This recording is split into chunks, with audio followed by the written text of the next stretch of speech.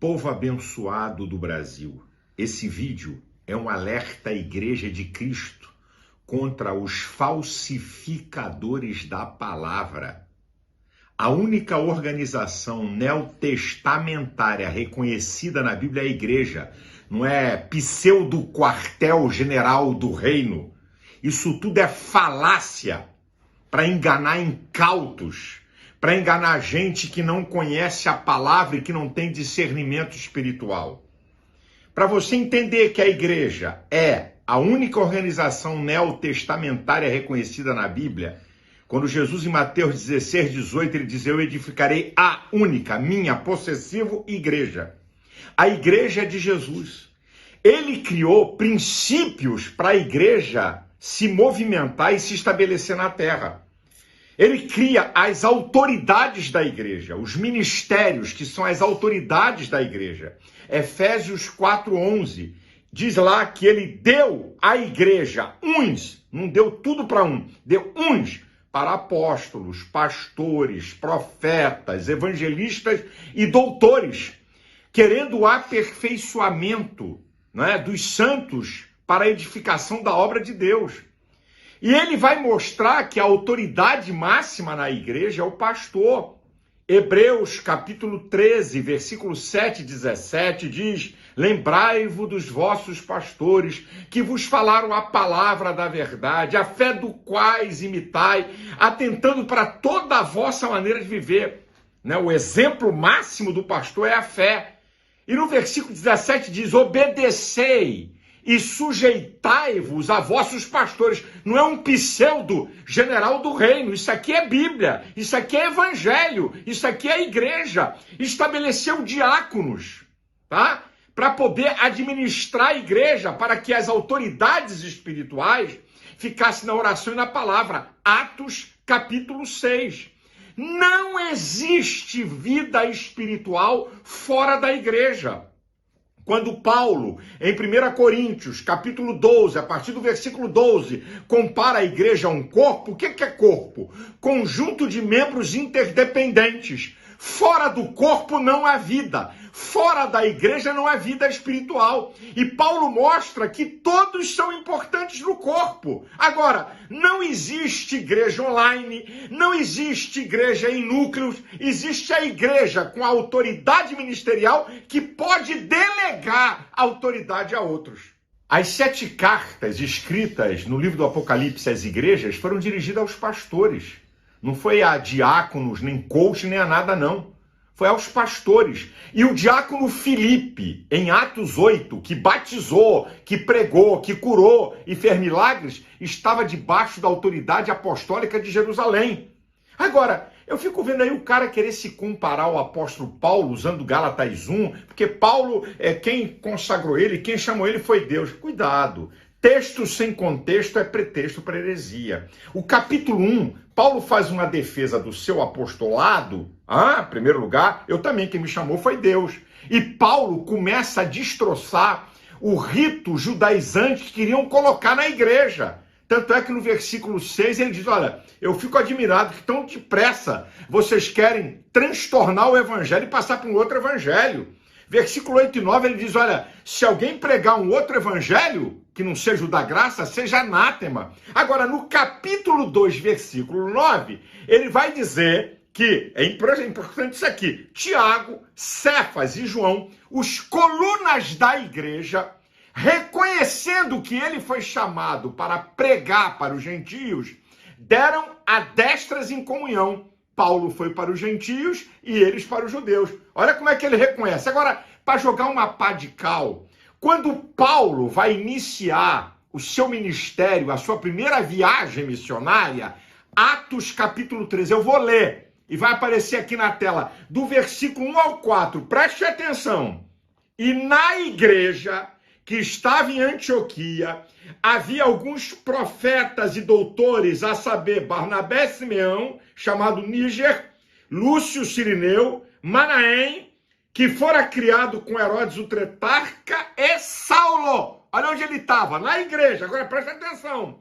E servindo eles ao Senhor, jejuando, disse o Espírito Santo: apartai-vos Barnabé e Saulo para a obra que eu tenho chamado. Então, jejuando e orando, e pondo sobre eles as mãos, os despediram. A igreja estavam debaixo de autoridade da igreja. E assim estes, enviados pelo Espírito Santo, desceram a Seleucia e dali navegaram para Chipre. Agora, a pá de cal, para essa falácia, como que se Paulo não tivesse sujeito à igreja. Atos 16, versículo 4 e 5, a segunda viagem missionária de Paulo. Olha o que Paulo vai dizer. E quando ia passando pelas cidades, lhes entregavam para serem observados os decretos que haviam sido estabelecidos pelos apóstolos e anciãos em Jerusalém. Paulo distribuía os decretos da autoridade da igreja. E olha o versículo 5, de sorte que as igrejas, não é núcleo de pseudo quartel-general do reino, que as igrejas eram confirmadas na fé e cada dia cresciam em número. As igrejas, tudo fora da igreja não vai prevalecer. Que história é essa que qualquer um e todo mundo pode batizar? Se não tiver debaixo da autoridade da igreja. Então, João Batista, ele batizava. Ah, meu Deus, esse povo não conhece a Bíblia.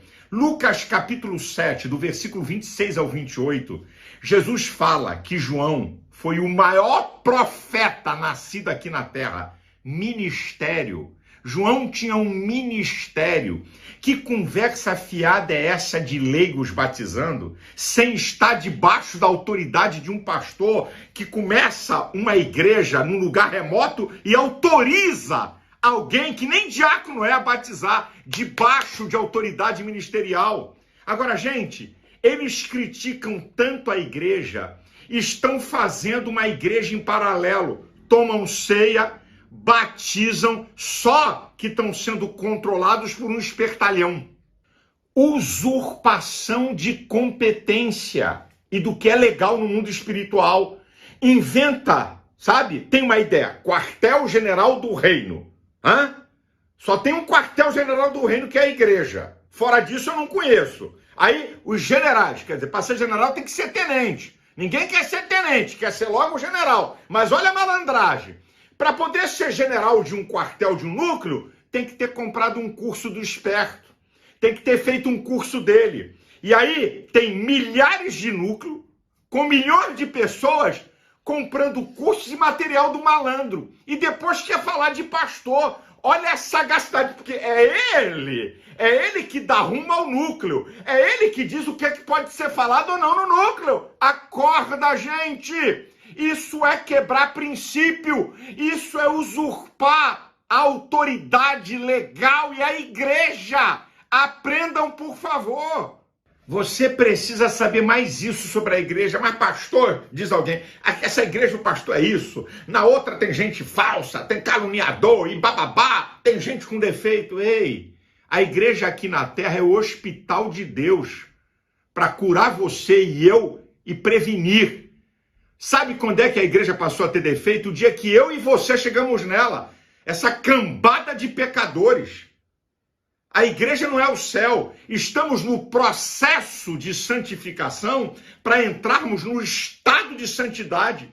Há 4 tipos de cristãos na igreja. Olha aqui, ó. Carnais, 1 Coríntios capítulo 3, versículo 3 e 4. Os fracos, 1 Coríntios capítulo 8 e 11. Ó. Os meninos, Efésios 4,14, e os fortes, Romanos 15,1. Deixa tudo aí, tá tudo na igreja. E fora isso, ainda tem o joio, que não pode ser arrancado, que tá lá em Mateus 13. Isso é a igreja, gente. Que perfeição é essa? Agora, olha a jogada. Os núcleos nunca podem ser na igreja. O pseudo quartel-general do reino nunca pode ser na igreja. Claro, é paralelo. Não tem valor, não tem autoridade e vai levar essas pessoas ao desastre espiritual ou à heresia. Essa que é a verdade, minha gente. Olha a heresia que o pseudo-general comandante dos quartéis do reino fala, que o templo não tem valor. Claro, o templo não tem valor porque os núcleos é que tem valor. Olha a malandragem, mas eu vou destroçar isso. Jesus, na sua vida terrena, no seu ministério, ele ensinava onde? Nos templos e sinagogas. João 18, 20, Lucas 21, 37. Agora vamos embora. Não, mas depois da descida do Espírito Santo, nós somos o templo. Vou destroçar isso. Em Atos 3, onde é que Pedro e João subiam? Se o templo não tinha valor, como é que eles foram orar no templo? Agora vamos a Paulo.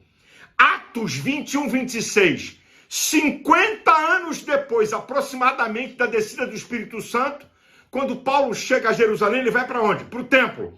Depois, Atos 22, 17. Quando ele volta a Jerusalém, ele vai para onde? Para o templo. Gente, isso é balela. Menospreza o templo, menospreza o pastor, a autoridade ministerial do templo, para ele ser a autoridade e manipular pessoas.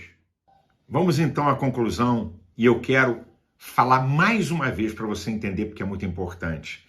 Quando Paulo diz em 1 Coríntios 12, 12, que a igreja é comparada a um corpo, conjunto interdependente de membros. Nenhum membro sobrevive fora do corpo. Qualquer membro fora do corpo morre. Por isso que ele está comparando o corpo à igreja. O fígado tem mais de 200 funções. Fora do corpo apodrece. Você fora da igreja morre espiritualmente. É isso aqui que é a coisa mais séria. O diabo trabalha para você ficar fora da igreja. Não estou falando de templo. Estou falando do corpo místico de Cristo, que tem um pastor, que tem uma autoridade espiritual. Agora escute isso aqui, gente. Escute isso aqui.